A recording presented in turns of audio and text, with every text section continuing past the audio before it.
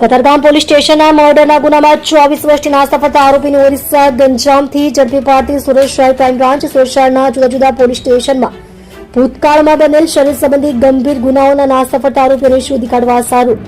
Police commissioner સાહેબશ્રી તથા સંયુક્ત police commissioner સાહેબશ્રીના crime નાઓએ આપેલ સૂચના અનુસંધાને નાયબ પોલીસ કમિશનર સાહેબશ્રી ક્રાઇમ નાઓએ નાસ્તા ફરતા આરોપીઓને પકડી પાડવા સારું ડ્રાઇવનું આયોજન કરવામાં આવ્યું છે. અનુસંધાને મદદનીશ પોલીસ કમિશનર ક્રાઇમ સાહેબ શ્રીના માર્ગદર્શન હેઠળ crime branch zone 2 police inspector Shri નાઓની સૂચના મુજબ એનડીપીએસ સ્કોડના પોલીસ સબ ઇન્સ્પેક્ટર શ્રી ટીમના માણસોની સાથે વર્કઆઉટમાં હતા. દરમિયાન હ્યુમન ઇન્ટેલિજન્સની તથા ટેકનિકલ સર્વેલન્સ દ્વારા ઓરિસ્સા ગંજામ ખાતેથી Katargam police station FIR number 265/2002 IPC કલમ 302-201 મુજબના